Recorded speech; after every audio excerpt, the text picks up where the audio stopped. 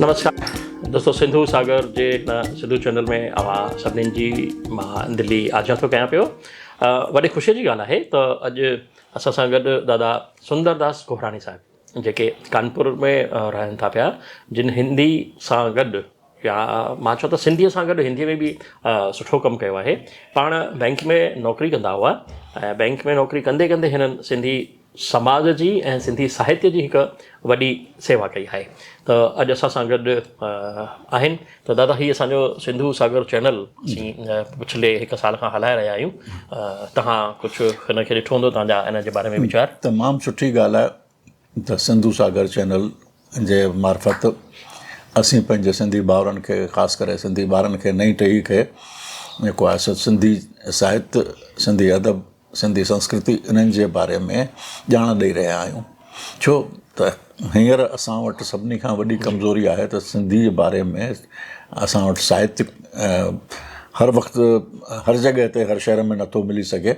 त घटि में घटि चैनल जे मार्फत असीं जेको आहे ॿारनि खे ॿुधाए सघूं त भई असां वटि हेॾी वॾी संपदा आहे सिंधी में, सिंधी संस्कृति जी। उहा सभिनी खे ख़बर आहे त मोहन जो दड़ो वारी सभ्यता, पर साहित्य जेको आहे उन जी अहमियत जेका पंहिंजी जॻह ते आहे, उहो पधिराई असीं करे रहिया आहियूं ॿारनि जे साम्हूं साहित्य जी विशेषताउनि जी। उहा तमामु सुठी ॻाल्हि आहे। महिरबानी। बिल्कुलु, अॼु ॿार जेको आहे इलेक्ट्रॉनिक मीडिया एंड वेबसाइट ते वधीक सर्फिंग था कनि, ॿाहिरि बाग़ में घटि था घुमनि ऐं वेबसाइट ते वधीक था घुमनि पिया। त उन जे ज़रिए ई ॿार ॼाणे सघंदा कि सिंधी साहित्य छा आहे। मां तव्हांजी यात्रा जे बारे में पुछणु चाहींदुसि दादा, त तव्हांजी सिंधी साहित्य जी तरफ़ यात्रा कीअं शुरू थी? एक्चुअली जॾहिं आउं हाई स्कूल में हुअसि, अञा बि उन खां अॻु जी ॻाल्हि, पिता साहिबु जेके सिंध में मास्तर हुआ ऐं उतां ई अचण खां पोइ हिते हिंदुस्तान में पंहिंजो बिज़नेस शुरू कयूं, वापारु शुरू कयूं। पर संस्कार जेके हुआ सिंध वारा उन्हनि सां गॾु हुआ। त सिंध मां जेके किताब उन्हनि आंदा उहे पढ़ी ॿुधाईंदा हुआ असांखे। जी। शाम जो जंहिं महिल दुकानदार फ्री थींदा त उन महिल अची असांखे उहे किताब पढ़ी ॿुधाईंदा। चिठियूं ईंदियूं हुयूं सिंधी में त उहे पढ़ी ॿुधाईंदा, जवाब लिखंदा त उहे पढ़ी ॿुधाईंदा। त उन करे असांखे जेके सिंधी ॿोली जा, सिंधी भाषा जा संस्कार मिलंदा रहिया। ऐं सिंधी साहित्य जे बारे में, ख़ासि करे शाह अब्दुल लतीफ़ जे बारे में या सचल जे बारे में, उहा ॼाण असांजे जेके बाल मस्तिष्क चइजे हिंदी में, उन में उहा जज़्ब थींदी रही। उन्हनि जेको आहे उन ॿिज जेको आहे अॻिते हली करे जेको आहे सो सलो फुटो ऐं उन करे मूंखे थोरो घणो लिखण जी जेको आहे सो प्रेरणा मिली। ऐं उन अॻिते हली करे अञा बि सले मां कुझु वण थियण जी भावना पैदा थी। हाणे साईं किथे थो पहुचाए उहा त साईं जी मर्ज़ी आहे, पर कोशिशि जारी आहे त कुझु सिंधी भाषा जी जेको कर्ज़ु आहे, जेका असांजी मातृभाषा आहे, उन जो कर्ज़ु कुझु लाहे सघूं असीं। जी जी। चवंदा न मातृ ऋण, पितृ ऋण ऐं गुरु ऋण। त दादा मातृ ऋण चुकाए रहिया आहिनि हिकिड़ो। तव्हां अॼु ताईं साहित्य में कहिड़ो कहिड़ो जेको आहे योगदान ॾिनो आहे, या कहिड़ा कहिड़ा किताब या कहिड़ा कहिड़ा सब्जेक्ट्स ते तव्हां कमु कयो आहे? मुंहिंजो मौलिक त को बि किताब कोन आयो आहे। जी। मूं अनुवाद कया आहिनि अटकल 1000 पेज खां मथे। वाह। ऐं उन्हनि में कुझु किताब जीअं दादा प्रभुदत्त ब्रह्मचारी जा कल्याण मार्ग जा 2 भाङा, उहे सिंधी मां हिंदी में मूं कया आहिनि। जी। गुलिस्तान गलीस थी रहियो आहे, गोविंद खुशालाणी साहिब जो, गोविंद खुशालाणी साहिब जो, उनजो हिंदी तर्जुमो उहो कयो आहे। तंहिंखां सवाइ बि गुजराती मां बि हिंदी में, गुजराती मां सिंधी में किताब कया अथमि। अंग्रेज़ी मां बि सिंधी में हिकिड़ी अधु कहाणी कई अथमि। पंहिंजो मुंशी प्रेमचंद जी कहाणी, जयशंकर प्रसाद जी कहाणी, गूदड़ साईं, इहे मूं सिंधी में अनुवाद कयूं आहिनि, छपियूं बि आहिनि। ऐं सिंधी मां बि कुझु अनुवाद मूं कया आहिनि अंग्रेज़ी में ऐं हिंदी में। त उहे बि किथे छपिया आहिनि, के छपण जे रस्ते में आहिनि अञा लाइन में। एम के राणा साहिबु आहे, उनजी किताब आहे हिकिड़ी मैनकिन, त उहा कहाणी मूं कई आहे। ऐं हिन वक़्तु बि कुझु न कुझु ट्रांसलेशन वग़ैरह में कंदो रहंदो आहियां। लेख मुंहिंजा जेके आहिनि विशेष करे ऐं सिंधी लोक साहित्य ते, प्रवासी साहित्य ते, तंहिंखां पोइ तुलनात्मक साहित्य ते, जीअं कबीर ऐं सामी जे काव्य में माया जो स्वरूप तुलनात्मक थियनि, उन ते हिंदी में मुंहिंजो पहिरियों लेख शांति निकेतन में छपियो। त उन खां पोइ मुंहिंजी हिमत अफ़ज़ाई थी त भई आउं जेको लिखां थो, समाज में जेके विद्वान आहिनि उहे उनखे स्वीकार कनि था। त हिमत करुण खां पोइ मूं सिंधी लोक साहित्य ते लिखणु शुरू कयो।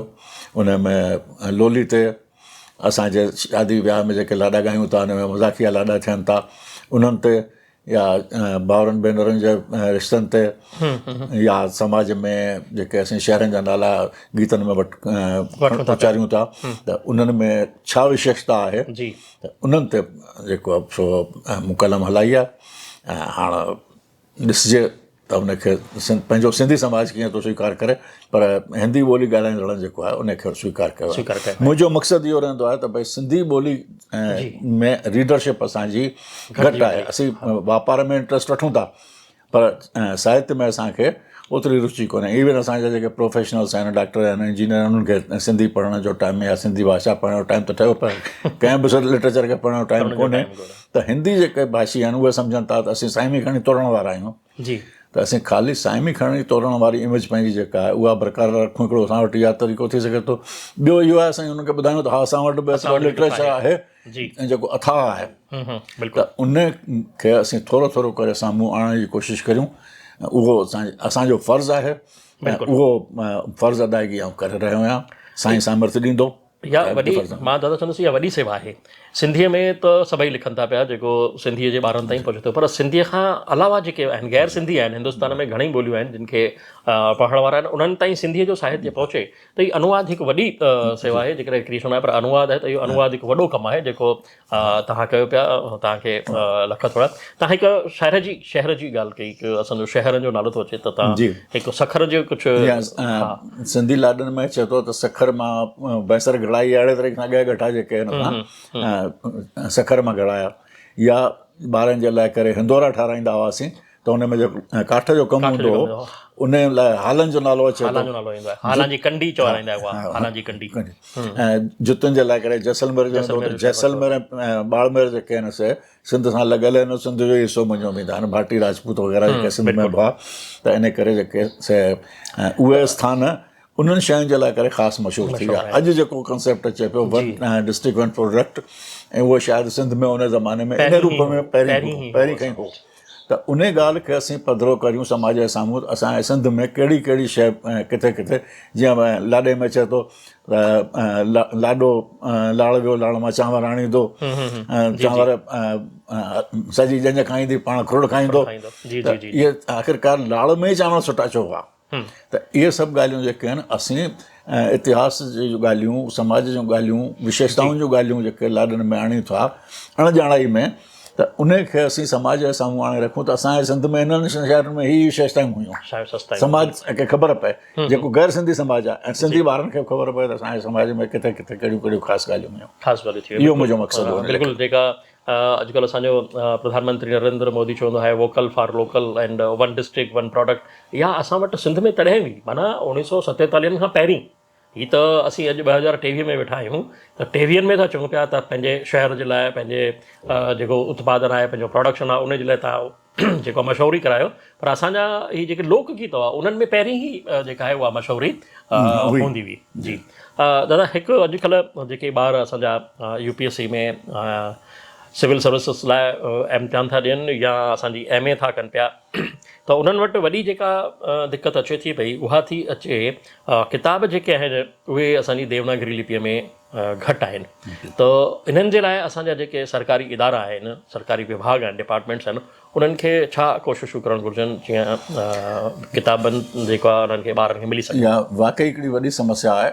त अॼु अरबी सिंधी जेके भाषा विज्ञान जे हिसाब सां परसो अरेबिक स्क्रिप्ट चवंदा आहियूं, उन में जेको बि लिटरेचर आहे अवेलेबल आहे, पर उहो वरी रीप्रिंट कोन पियो थिए, या सभिनी शहरनि में कोन थो पहुची सघे। त उन जो हिकिड़ो इलाजु आहे त असीं उनखे देवनागरी में आणियूं। जी, पर देवनागरी में आणण लाइ असांजे साम्हूं समस्या थिए थी देवनागरी जो मानकीकरण थिए। जीअं मिसाल आहे न्याणी, असीं न्याणी शब्द में उच्चारण करियूं था न अधु, पर जंहिं महिल देवनागरी में लिखूं था त न में ई जी मात्रा था लिखूं। पियो त प अधु था उच्चारण करियूं, पर ह्रस्व ई सां गॾु असीं लिखूं था पियो। त नवां ॿार जेके सिंधी हिंदी मीडियम में पढ़ियल आहिनि या अंग्रेज़ी मीडियम में पढ़ियल आहिनि, जंहिं महिल उहे सिंधी सिखण जी इच्छा ज़ाहिर कनि था त उहे उनजो उच्चार कनि था पियो या नियाणी। त हाणे उन्हनि खे असांखे सम्झाइण ॾाढो ॾुखियो थो थियो पए त हिन जो उच्चारण न्याणी थींदो, हिन जो उच्चारण पियो थींदो। त उहो जेको मानकीकरण आहे असां लाइ उहो ज़रूरी आहे। ऐं उन सां गॾोगॾु देवनागरी में असांखे जेको साहित्य ईंदो असांजो तमामु सुठी ॻाल्हि आहे त जेके सरकारी इदारा आहिनि उहे कमु करे रहिया आहिनि। साईं प्रेम प्रकाश आश्रम वारा जेके आहिनि उहे कुझु किताब छपाए रहिया आहिनि। ऐं अहमदाबाद वारा जेके आहिनि से उहे सिंधी मां हिंदी में तर्जुमो कराए करे किताब छपाए रहिया आहिनि। हिंदी जा जेके सिंधी जी लुगत अंग्रेज़ी सिंधी, सिंधी अंग्रेज़ी इहे तयारु कराए रहिया आहिनि। पर ॿिया इदारा बि आहिनि, धार्मिक इदारा आहिनि, सामाजिक इदारा आहिनि, सामाजिक फाउंडेशन्स आहिनि, उन्हनि खे जेको आहे इन्हनि ॻाल्हियुनि खे खणणु खपे।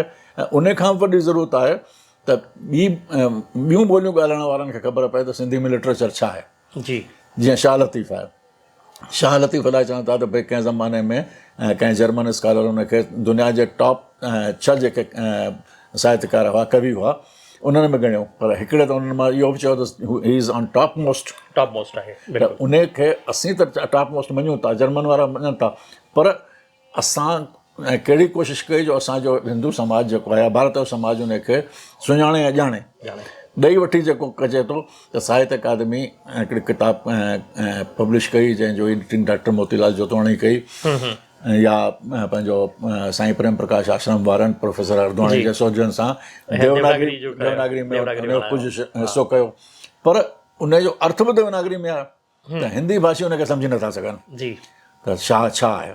त अॼु असांजी ज़रूरत आहे त असीं उनखे पंहिंजे साहित्य खे देवनागरी में आणियूं ऐं देवनागरी सां गॾोगॾु उनखे असीं हिंदी में बि आणियूं, या घटि में घटि उनजो अर्थ हिंदी में आणियूं, जीअं गैर सिंधी भाषी जेके आहिनि उहे बि सम्झी सघनि त भई सिंध में साहित्य हो ऐं साहित्य बि उच्च कोटि जो हो। त उहा असांजी वक़्त जी ज़रूरत आहे। अॼु मानकीकरण जे लाइ जेके सरकारी इदारा आहिनि, अकेडमीज़ आहिनि, उन्हनि जे लाइ तव्हां छा चवणु चाहींदा? मानकीकरण लाइ मुंहिंजे हिसाब सां त ज़रूरत आहे त जेके भाषा जा एक्सपर्ट्स आहिनि उहे गॾिजी करे विहनि ऐं उहे निर्णय कनि त भई कीअं आहे। जीअं असां वटि 6 ॿोलियूं हुयूं सिंध में, मञनि थियूं लाड़ी ऐं विचोली ऐं सराइकी।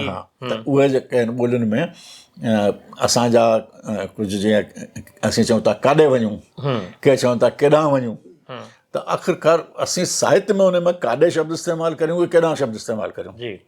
त उहो जेको स्टैंडर्ड मञियो वेंदो आहे त उहा विचोली ॿोली जेका सिंध में हुई उहा साहित्यिक ॿोली आहे। त उन जो रूप असीं हिकिड़ो निर्धारित करियूं।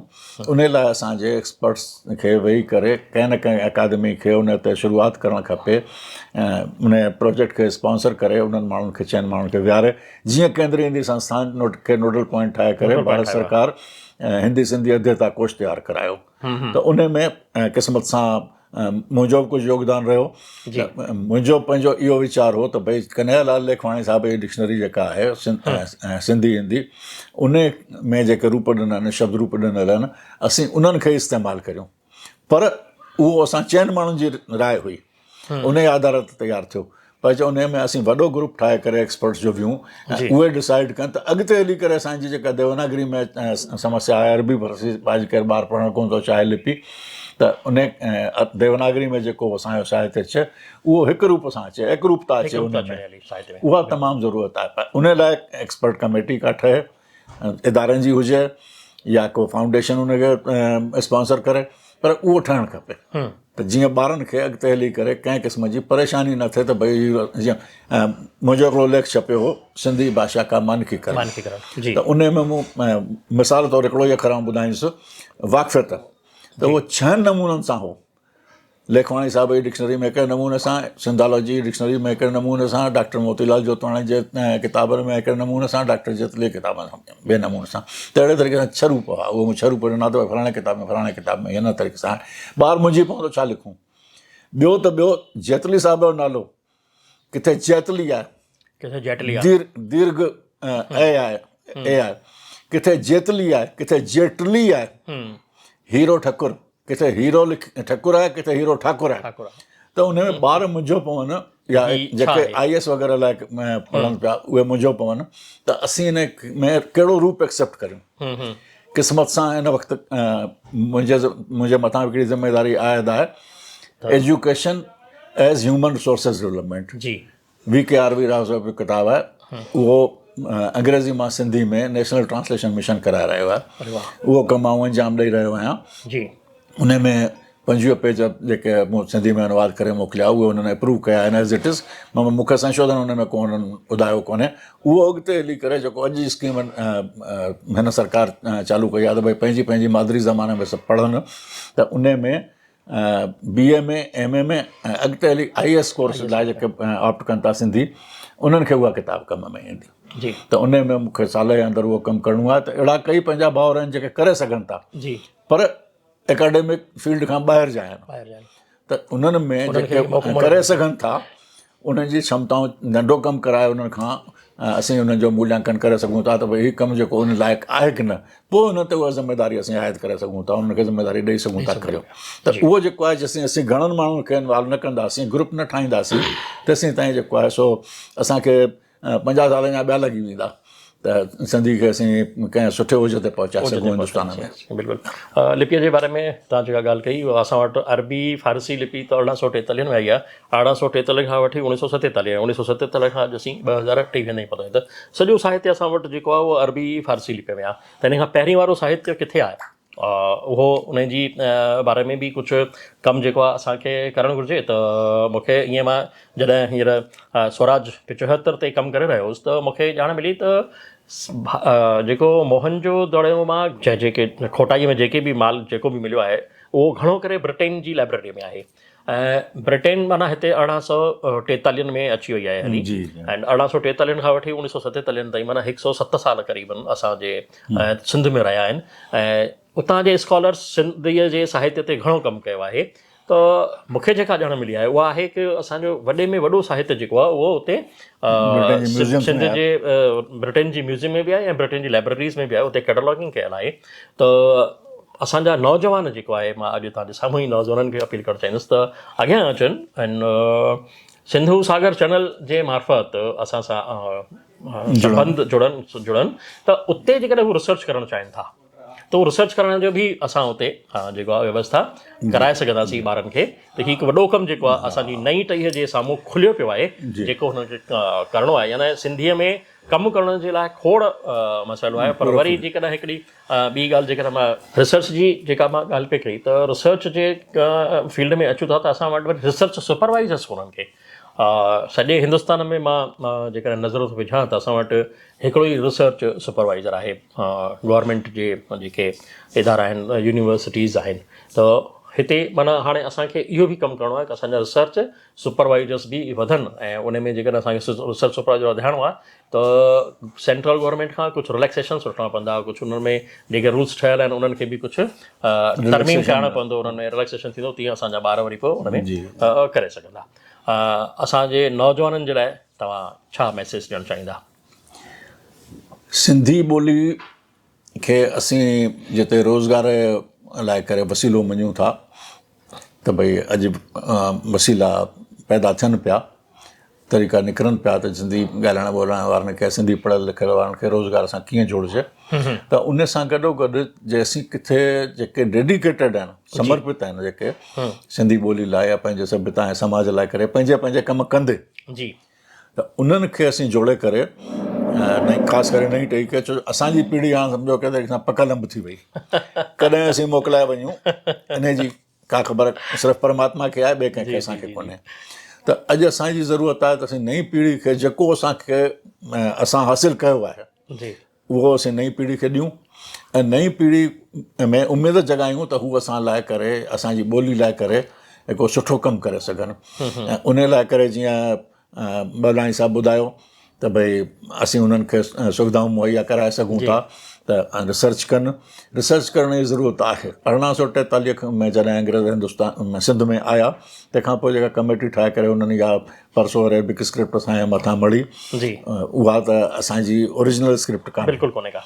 पर उन खां अॻु असां वटि छा हो उहो बदकिस्मती आहे त असांखे पाण खे ई ॼाण कोन्हे। त ब्रिटेन जे लाइब्रेरीज़ मां या ब्रिटेन जे म्यूज़ियम्स मां असांखे ॼाण मिली सघे थी, त उहा असीं कोशिशि करियूं। जीअं हीरा ठकुर साहिबु जेको आहे सो दॿायल आवाज़ करे दॿायल आवाज़ करे किताब पब्लिश कराई। उन में अंग्रेज़नि जेके कविताऊं कहाणियूं ज़ब्त कयूं हुयूं, अंग्रेज़नि जेके लॻो त असांजे ख़िलाफ़ु वेंदी, असांजे राज जे ख़िलाफ़ु, त उहो उते ई उन कढायूं।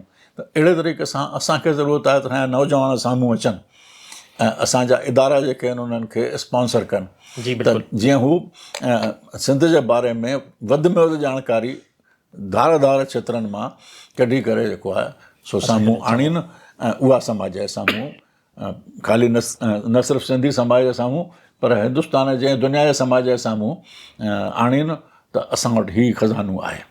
उहा तमामु लाज़िम ज़रूरी आहे। बहुत ॾाढी ज़रूरी आहे। हा, महिरबानी दादा, तव्हां पंहिंजे बिज़ी शेड्यूल मां वक़्तु कटियो ऐं असांजे हिननि दर्शकनि लाइ, ॿारनि जे लाइ जेको आहे वॾी ॾिनी। त मां हिकिड़ो तव्हां सिंधु सागर चैनल ते मूंखे मौक़ो ॾिनो ॻाल्हाइण जो, तंहिंजे लाइ महिरबानी। दादा।